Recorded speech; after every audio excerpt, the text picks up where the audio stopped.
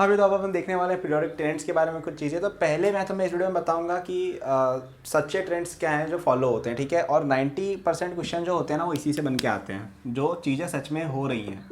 Exception वाली चीज़ होती है वो 10% होती है, वो कभी कभी आती है, वो मैं नेक्स्ट वीडियो में आपको थोड़े बहुत कलेक्ट करके बता दूंगा जो मुझे मेन चीज़ें लगती हैं, ठीक है।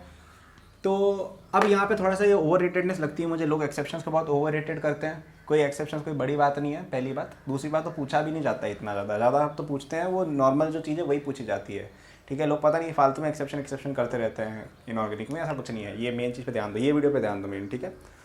तो बहुत सारे ट्रेंड्स होते हैं, तो आप यहाँ पे दो चीज़ें देखते हो। एक देखते हो आप जेड इफेक्टिव। जेड इफेक्टिव क्या होता है? इफेक्टिव न्यूक्लियर चार्ज, ठीक है। तो तुम्हारे पास जैसे कोई एटम है, उसमें न्यूक्लियस होता है, उसके चारों इलेक्ट्रॉन्स का क्लाउड होता है, पढ़ा है हमने ये एटॉमिक स्ट्रक्चर में। तो ये जो इलेक्ट्रॉन का क्लाउड है ना, ये कहीं ना कहीं, अब ये पॉजिटिव चार्ज यहाँ पे जैसे कोई इलेक्ट्रॉन है आउटर मोस्ट शेल का, उसको अट्रैक्ट करता है अपनी तरफ, लेकिन ये नेगेटिव चार्ज को रिपेल भी कर रहा है। इसकी वजह से जो इलेक्ट्रॉन क्लाउड है इसके चारों, उससे कहीं ना कहीं जो इसका इलेक्ट्रिक स्ट्रेंथ है या जो अट्रैक्शन होना चाहिए उतना नहीं होता है। तो इसके लिए हम एक सिग्मा फैक्टर निकालते हैं, इसको कहा जाता है शील्डिंग कांस्टेंट, और हम लिख देते हैं कि जेड इफेक्टिव इक्वल टू आपका जो भी टोटल इलेक्ट्रॉन जैसे एन थे उसमें से सिग्मा हटा दो, ये हो जाता है जेड माइनस, जैसे जेड लिख दो उसको, तो जेड माइनस सिग्मा इस तरह से लिख देते हैं, डस्टर का आ गया ये रहा, है ना। तो ये हो गया आपका जेड इफेक्टिव। अब अपन बात करते हैं जेड इफेक्टिव की कुछ ट्रेंड्स की। तो आपकी जैसे ये पीरियोडिक टेबल है, ऐसे मान लो, अभी के लिए ऐसी मान लो कि ऐसी है। तो तुम इसमें पीरियड के क्रॉस ट्रेवल करते हो ना, तो तुम्हारा शेल कांस्टेंट रहता है, क्योंकि पीरियड के अंदर वैलेंस शेल का नंबर फिक्स रहता है ना, प्रिंसिपल क्वांटम नंबर, यानी शेल कांस्टेंट है। लेकिन उसमें इलेक्ट्रॉन्स अंदर ऐड हो जा रहे हैं, ठीक है। इससे क्या होता है कि तुम जब ऐसे से जाते हो ना, तो क्योंकि तुम्हारा डिस्टेंस सेम है, लेकिन तुम्हारे जो इलेक्ट्रॉन्स हैं वो यहाँ पे बढ़ रहे हैं, तो आपका जेड इफेक्टिव इधर जाते हो तो बढ़ता है, ठीक है। जैसे जैसे इधर जाओगे जेड इफेक्टिव बढ़ता है।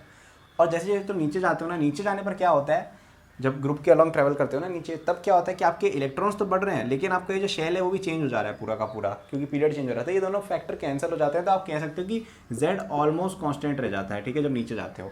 अब इससे क्या फ़र्क पड़ता है मैं आगे बताता हूँ, ठीक है। अब अपन बहुत सारी प्रॉपर्टी स्टडी करते हैं पीरियोडिक टेबल में, और इन्हीं पे क्वेश्चन आते हैं, तो प्लीज़ ध्यान से सुनना। पहला अपन देखते हैं एटॉमिक रेडियस, ठीक है। मैं यहाँ पे ऊपर एक टेबल बनाऊंगा जिसमें बता दूंगा कि किधर चलने पर क्या होता है, इसको याद रखेंगे, सारा काम निकलेगा। पहले मैं बताऊंगा कि इस डायरेक्शन में चलने पर क्या होता है, दूसरा मैं बताऊंगा इस डायरेक्शन में चलने पर क्या होता है, ठीक है। ये आपका क्या है कि पीरियड के अलॉन्ग चलने पर क्या हो रहा है, ये आपका ग्रुप के अलॉन्ग चलने पर क्या हो रहा है। तो अगर आप ऐसे जा रहे हो, ठीक है, तो एक बात देखनी है कि आपका जो रेडियस है, जो शेल है वो कांस्टेंट है, शेल तो उतना का उतना ही है, ठीक है। 4 है, जैसे यहाँ पे जैसे आप थर्ड ग्रुप की बात करो, थर्ड पीरियड की, तो वहाँ पे आप ऐसे चल रहे हो, तो मैंने बताया कि आपका शेल सेम रहेगा, लेकिन जेड इफेक्टिव बढ़ता जा रहा है, ठीक है। जेड इफेक्टिव बढ़ता जा रहा है, यानी कि और ज़्यादा पुलिंग होगी, इलेक्ट्रोस्टैटिक अट्रैक्शन होगी, तो आपका रेडियस कम हो जाएगा, ऐसे याद रखना है, ठीक है। इसका ये मतलब है कि पीरियड के अलॉन्ग ऐसे जाएंगे तो रेडियस कम हो रहा है, ठीक है। नीचे जाएंगे तो नीचे क्या नया नया शेल ऐड हो जा रहा है, और जेड इफेक्टिव तो कांस्टेंट है, तो रेडियस ऑब्वियस सी बात है बढ़ेगी, ठीक है। याद रखेंगे, ऑब्वियस सिंपल सी चीज़ें पता जाएगी, ठीक है। अब रेडियस के अंदर भी 3-4 तरह की रेडियस होती है। पहली होती है मेटेलिक रेडियस, फिर कोवेलेंट रेडियस। इन सब के बारे में कुछ ज़्यादा नहीं सोचना है। आपके पास जैसे दो एटम्स हैं, उनके बीच में कुछ तो बॉन्डिंग होगी, तो ये दोनों निकाल के उसका हाफ कर दो, ये आपका हो जाता है रेडियस, ठीक है। कोवेलेंट रेडियस है तो इसकी बात की जाती है। अगर मेटेलिक रेडियस है तो टचिंग हो रहे होते हैं, तो दोनों का आप निकालो। एक वॉन्डरवॉल रेडियस होता है, जिसमें क्या होता है, आपके दो मॉलिक्यूल्स अगर ऐसे एग्जिस्ट कर रहे ना, तो इनके बीच का डिस्टेंस निकाल के उसको हाफ, मतलब इस तरह की चीज़ें, मतलब जैसे आपके पास कोई एटम है, उसका वॉन्डरवॉल रेडियस ऐसा है, ठीक है। मतलब बेसिकली उनके बीच में अट्रैक्शन इस तरह से कि ये इससे ज़्यादा पास नहीं आ सकते, तो ये डिस्टेंस लेके उसका आधा कर लिया जाता है, ठीक है। अब ये यूजुअली मेजर करते हैं हम उसके केस में, नोबल गैसेस में, ठीक है। तो ये सब चीज़ें होती है, RM, R covalent, R van der Waals, ठीक है।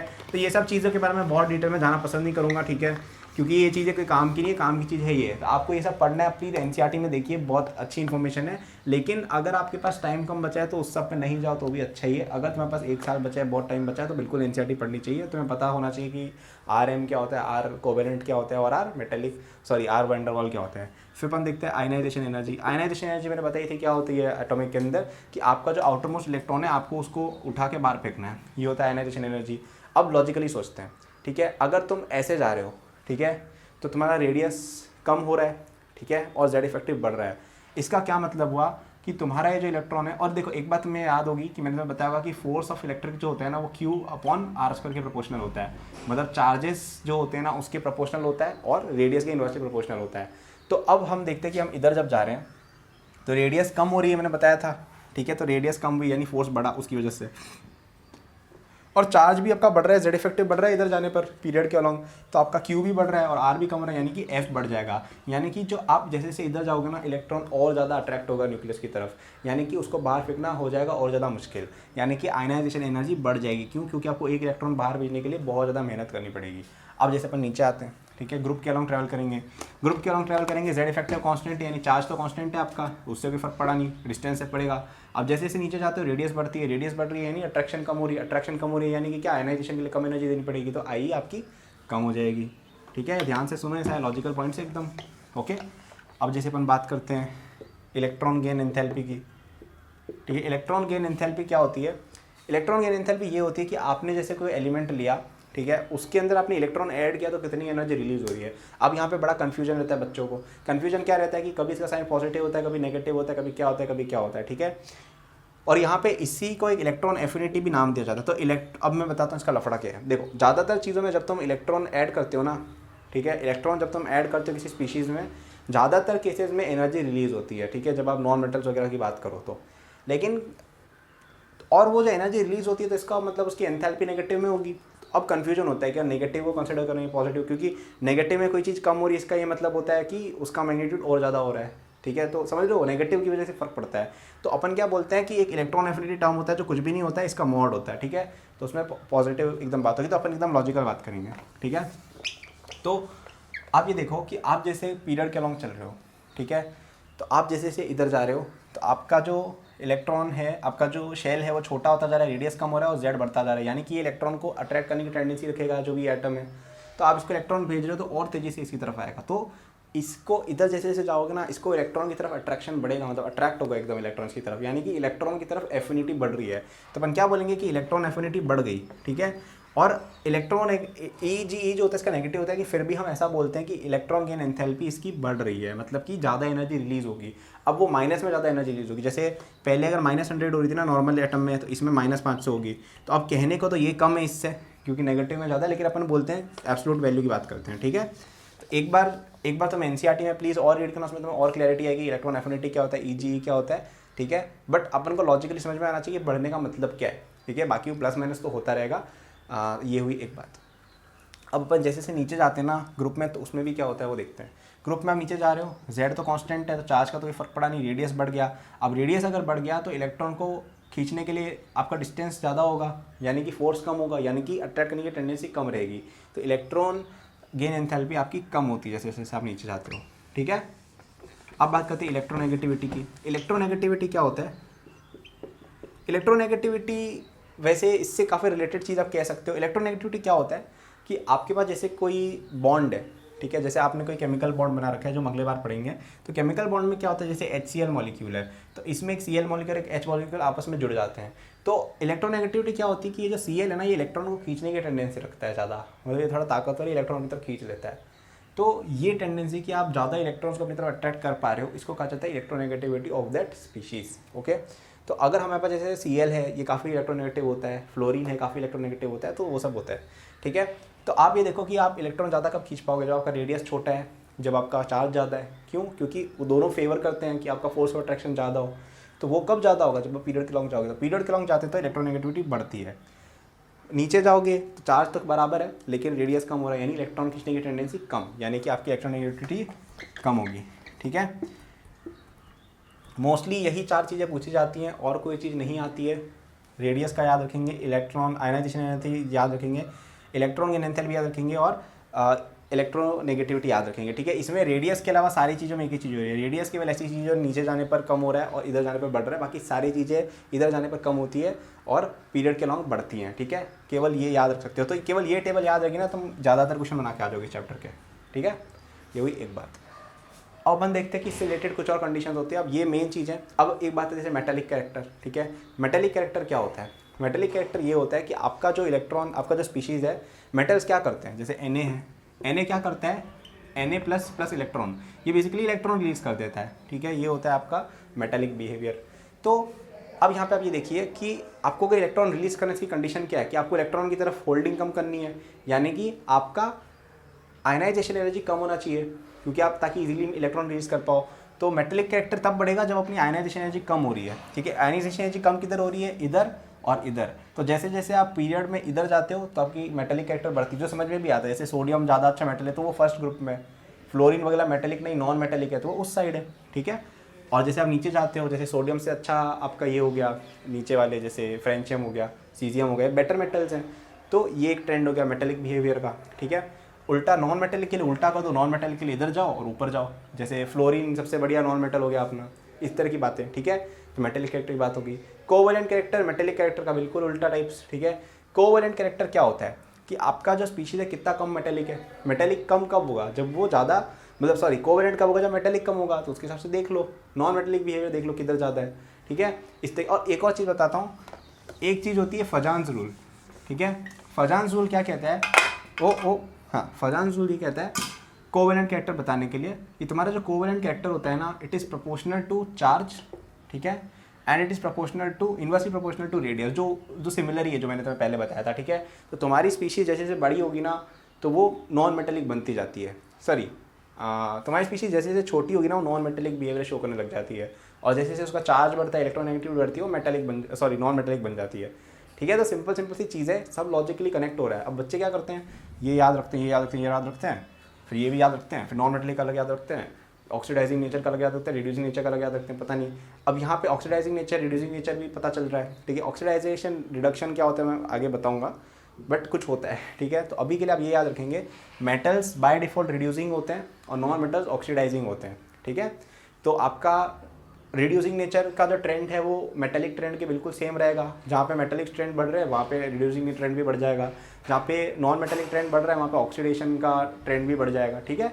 तो अब लोग पता है इस तरह के 10-12 ट्रेंड याद करके रखते हैं बेवकूफ़ वजह से, बिल्कुल बेवकूफ़ी है। केवल 2 चीज़ याद रखनी है, क्या, एक ये और एक ये, तीनों को एक साथ क्लब कर दो, ठीक है। लॉजिकली बताया, अगर तुम भूल भी जाओ तब भी तुम डिराइव कर सकते हो। जैसे मैंने तुम्हें बताया, मैंने कुछ रख थोड़ी रखा था, मैंने बस ऐसे ही अपने दिमाग से बता दिया तुम्हें, और सच भी है ऐसा मैं सोचने लगा कि कुछ रिसर्च के बिना पढ़ा रहे हैं, वैसी बात नहीं है। बट मतलब कुल मिला के ये याद करने वाली चीज़ नहीं है, ठीक है। आपको केवल ये पता है और ये पता है, क्योंकि ये तीनों एक ही चीज़ है, ट्रेंड तो एक ही है।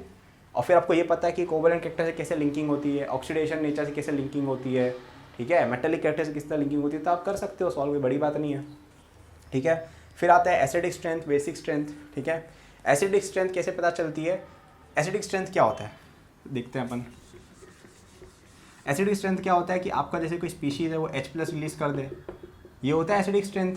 यानी कि ये जो Cl है ये आपका बॉन्ड तोड़ के Cl- बन जाए, ठीक है, ये होती है एसिडिक स्ट्रेंथ। एसिडिक स्ट्रेंथ ज़्यादा कब होगी, जब आपका जो स्पीशीज़ है वो नॉन मेटल होगा, ठीक है। नॉन मेटल क्यों चाहिए, क्योंकि हमें यहाँ पे जो Cl है, मतलब नॉन मेटल तुम ऐसे देख सकते हो कि इसको मैं एक्सप्लेन अभी इस स्टेज पे कैसे करूँ, तुमने केमिकल बॉन्डिंग वगैरह कुछ पढ़ी नहीं है, तो चलो मैं तुम्हें बाद में केमिकल बॉन्डिंग वगैरह पढ़ी तो अच्छे से एक्सप्लेन करूँगा कि ऐसा क्यों होता है कि आपको नॉन मेटल चाहिए। तो ऐसा भी के लिए मान लो कि हमें एसिडिक स्ट्रेंथ ज़्यादा तब मिलेगी जब आपका जो एसिड है वो एक अच्छे नॉन मेटल से बना हुआ हो, ठीक है। जैसे यहाँ पे Cl एक अच्छा नॉन मेटल है, तो जैसे जैसे नॉन मेटेलिक बिहेवियर बढ़ता है आपका जो एसिडिक स्ट्रेंथ है वो बढ़ता जाता है स्पीशीज़ का, ठीक है। जैसे इधर जाओगे तो HF, HCl काफ़ी अच्छे अच्छे एसिड आ जाते हैं, HBr, ठीक है, या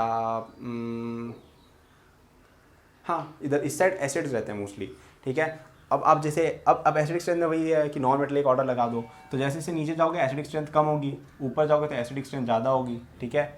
जैसे H2SO4 है, बहुत अच्छा एसिड है, ठीक है, लेकिन H2SE4 वगैरह देखो, अब ये स्पीशीज़ बनती है नहीं बनती मुझे नहीं पता, लेकिन इससे बढ़िया एसिड ये है, ठीक है, क्योंकि नीचे जाओगे तो आपका नॉन मेटेलिक बिहेवियर कम हो रहा है, ठीक है। नॉन मेटेलिक बिहेवियर आपका, नॉन मेटेलिक बिहेवियर कैसे होगी, इलेक्ट्रॉन की एंथैल्पी ज़्यादा होनी चाहिए, नीचे जाओगे तो बढ़ेगा, सॉरी ये मैंने गड़बड़ बोल दिया। हाँ, तो आप जैसे जैसे नीचे जाते हो ना आपका जो नॉन मेटेलिक बिहेवियर है वो बढ़ता है, ठीक है। नॉन मेटेलिक बिहेवियर क्यों बढ़ता है, क्योंकि आपकी जो रेडियस है वो बढ़ रही है, ठीक है। हाँ, नीचे जाओगे तो रेडियस बढ़ेगी, रेडियस बढ़ेगी तो आपका इलेक्ट्रॉन को नीचे जाओगे तो मेटेलिक स्ट्रेंथ तुम्हारी बढ़ेगी, मेटेलिक स्ट्रेंथ बढ़ेगी तो तुम्हारी बेसिक स्ट्रेंथ ज़्यादा होगी, ठीक है। चलो मैं थोड़ा कंफ्यूज कर दिया तुम सब लोगों को, मैं वापस बताता हूँ मैं क्या बोल रहा हूँ। मैं ये बोल रहा हूँ तुम्हें एसिडिक स्ट्रेंथ जो होती है ना, acidic strength is proportional to non metallic behaviour, ठीक है, और basic strength is proportional to metallic behaviour, ठीक है। तो अगर तुम्हारा जैसे जो भी एसिड है, ठीक है, या जो भी स्पीशीज़ है, जैसे फॉर एग्जांपल तुम इसकी बात करो NaOH की जैसे बात करो, ठीक है, Na के किसी भी चीज़ की बात करो, ठीक है, Na का कुछ प्रोडक्ट ले लेते हैं अपन, Na या जैसे अपन Na को ही ले लेते हैं, ठीक है, Na एक मेटल है, Na को ले लेते हैं। तो Na क्या है, एक मेटल है, यानी कि इसकी बेसिक स्ट्रेंथ बहुत ज़्यादा होगी, ठीक है। इसका तुम कुछ बनाओगे ना, हाइड्रोक्सी एसिड, वो सब भी आपके बेसिक बिहेवियर मोस्टली शो करेंगे, ठीक है। अब अगर अपन जैसे बात करते हैं नॉन मेटल की चीज़ों की, जैसे HCl है, HCl में क्या है, ये नॉन मेटल है, ठीक है। तो नॉन मेटेलिक बिहेवियर जैसा जैसा ज़्यादा होगा ना, तो वैसे वैसे आपका एसिडिक स्ट्रेंथ बढ़ता है, ठीक है। अब जैसे अपन बात करते हैं इसकी, जैसे अपन HF, HBr, HCl में कंपैरिजन करते हैं, HF, HBr और HCl में कंपैरिजन करते हैं, ठीक है। तो आप जैसे जैसे नीचे जा रहे हो, इनका साइज़ बढ़ता जा रहा है। HF सबसे छोटा है यानी कि नॉन मेटल अच्छा है, यानी कि इसकी एसिडिक स्ट्रेंथ सबसे ज़्यादा होगी, ठीक है। तो जैसे जैसे नीचे जाओगे एसिडिक स्ट्रेंथ कम होगी, ठीक है। ये चीज़ दिमाग में घुसा सकते हो इस तरह की। और जैसे जैसे नीचे जाओगे ना, बेसिक स्ट्रेंथ बढ़ेगी, ठीक है। तो जैसे आप इसकी बात करो, Na ली ना की रब से फरियाद, ठीक है। तो आप इनके अगर आप हाइड्रोक्साइड्स वगैरह बनाते हो ना, जैसे KOH है, RbOH है, NaOH है, तो इनमें नीचे आप जाओगे तो बेसिक स्ट्रेंथ बढ़ती जाएगी, सबसे बढ़िया बेस RbOH होगा, ठीक है। इस तरह की बातें होती हैं, ठीक है। तो काफ़ी कॉन्वोल्यूटेड हो गया है वीडियो, लेकिन ओवरऑल देखा जाए तो सब सिंपल ही है। केवल ये टेबल याद रखनी है, ये वाली चीज़, और इन तीनों को एक साथ याद रखना है, बस इतना कर लिया, फोड़ के आ जाओगे पूरा चैप्टर, ठीक है। अब लिंक करना है कि यार देखो, नॉन मेटेलिक बिहेवियर से सबसे पहले लिंक करते हैं। मेटेलिक बिहेवियर क्या होता है कि इलेक्ट्रॉन कितनी इजीली लूज कर रहा है, इसका मतलब आयनाइजेशन एनर्जी कम होनी चाहिए। आयनाइजेशन एनर्जी वाला जो ट्रेंड है वो फॉलो कर लो, तो तुम्हें मेटेलिक स्ट्रेंथ का पता चल जाएगा। नॉन मेटेलिक स्ट्रेंथ की उल्टी हो गई, सिंपल सी बात है, ठीक है। Acidic behaviour non metallic behaviour के प्रोपोर्शनल होता है, बेसिक बिहेवियर मेटेलिक बिहेवियर के प्रोपोर्शनल होता है, इससे तुम्हारा सारा आ जाएगा। ऑक्सीडाइजिंग एजेंट जो होते हैं वो नॉन मेटेलिक बिहेवियर फॉलो करते हैं। तो आपका ऑक्सीडाइजेशन नेचर का अगर आपको देखना है कि कौन बेटर ऑक्सीडाइजिंग एजेंट है, तो नॉन मेटेलिक का ट्रेंड देख लो कि जिधर नॉन मेटेलिक बिहेवियर बढ़ रहा है उधर ऑक्सीडेशन नेचर बढ़ा दो, जहाँ पे मेटेलिक बिहेवियर बढ़ रहा है वहाँ पे रिड्यूसिंग नेचर बढ़ा दो, ठीक है। तो ये मैंने काफ़ी सारी चीज़ें बताई। अब ये तो थी ट्रेंड्स, ठीक है। 90% क्वेश्चन इन्हीं से आएंगे, ये वीडियो अच्छे से पता होनी चाहिए। अब हम देखेंगे एक्सेप्शंस, ठीक है। कुछ चीज़ें होती हैं जो थोड़ा सा अलग बिहेव करती है, थोड़े बहुत रीजंस देखेंगे क्यों होता है क्या होता है, पर बहुत ज़्यादा भी नहीं घुसेंगे, जो इंपॉर्टेंट है वो बताऊंगा, फालतू चीज़ें नहीं सोचनी है, ठीक है। इसका प्लीज़ NCERT पढ़ लेना, उसमें बहुत अच्छे से डेटा के साथ दे रखा है कि ऐसा क्यों होता है, क्या होता है, और कुछ एक्सेप्शंस NCERT में दे रखे हैं। NCERT में जो एक्सेप्शन है वो बिल्कुल पता होनी चाहिए, ठीक है, क्योंकि वो स्टैंडर्ड है। सो या this is it about periodic trends. Thank you for watching this video till the end. I am sure that you enjoyed it. यदि आप अपनी पूरी जेई प्रिपरेशन मेरे साथ करना चाहते हैं तो आपको डिस्क्रिप्शन में मेरे जेई के फुल कोर्स का लिंक मिल जाएगा। इस कोर्स में आपको जो यूट्यूब पे मेरे लेक्चर्स और प्रॉब्लम सॉल्विंग के वीडियोस मिलते हैं उसके कंपेयर में बहुत ज़्यादा कंटेंट है, एंड आपको यहाँ पे practice sheet with solution, test series with solution दी मिलती है। It's a complete solution, you can rely on it. आप यदि किसी कोचिंग जाते हैं या अगर आप सेल्फ स्टडी करते हैं, in both cases it will be very useful, so do check it out, okay. इसके अलावा मेरे जेई के फ्री नोट्स में डिस्क्रिप्शन में लिंक्ड है, एंड डिस्क्रिप्शन में और भी मैंने बहुत सारे रिसोर्सेज फॉर स्टूडेंट्स डाले हुए हैं, जैसे the books that I recommend, my social media and my newsletter in case you want more content और if you want to approach me with any doubts और सजेशन। नोट्स हैं नीट के students के लिए, कॉलेज स्टूडेंट्स के लिए, startup enthusiast के लिए भी, ओलंपियाड एंथुसियास्ट के लिए भी कोर्सेज हैं, तो चेक जरूर कर लीजिएगा डिस्क्रिप्शन, आपको काफ़ी यूजफुल रिसोर्सेज वहाँ मिलेंगे। Thank for watching, like subscribe कर लीजिएगा for more such videos. Good luck.